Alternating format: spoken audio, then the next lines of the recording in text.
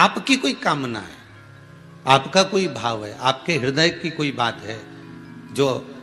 बहुत दिनों से लगे हुए हो, और बाबा हो सकता है कि किसी कारणवश पूर्ण ना हो रहा हो। कई लोग कह भी देते हैं गुरुदेव, कोई कोई कहते हैं, अब जैसे आज कोई कह रही थी बच्ची की मैंने शिव महापुराण में पशुपति व्रत सुना और उसको करा, उसका लाभ मुझे मिला। मेरे पति ने भी करा, उसका भी लाभ मुझे मिला। पर एक काम गुरुदेव ऐसा अटका हुआ है कि वो काम हम करना चाह रहे हैं, व्रत भी कर लिया, अनुष्ठान भी कर लिया, पर फिर भी वो व्रत के कारणवश भी वो कार्य नहीं हो रहा। तो समझना कि कोई कार्य बड़ा भारी होगा और बाबा उसको कर नहीं रहा है, या कोई काम अटक रहा है। तो हमने पहले भी कहा, ये बीच की जो पत्ती है, ये देव अधिदेव महादेव है, ये ब्रह्मा, ये विष्णु है। इन दोनों पत्ती के मिलन से लेकर इस पत्ती के बीच की जो डंडी है,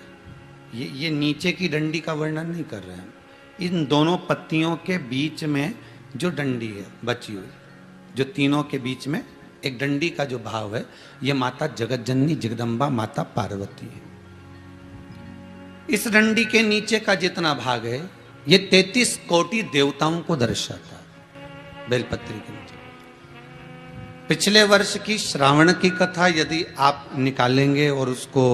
पेज पर जाकर आप सुनेंगे तो आपको प्राप्त होगा कि उसमें भी कहा था कि जब आप पशुपति व्रत कर रहे हो, या कोई नियम धारण कर रहे हो, या कोई आपने नियम उठा रखा है और वो कार्य आपका हो ही नहीं रहा, आपने 2 बार पशुपति व्रत कर लिए, आपने ये कर लिया, आपने प्रदोष कर लिया, आपने सोमवार कर लिया, आपने सारे अनुष्ठान कर लिए, बहुत सारे उपाय भी करे, तो भी नहीं हो रहा है, तो इस बीच वाली पत्ती पर शहद लगाकर बाबा का जो शिवलिंग है, उस शिवलिंग को इसको छुआ दीजिए या उससे चिपका दीजिए, और उस पर अपनी हथेली रखकर कामना कर कर वापिस घर को आ जाइए।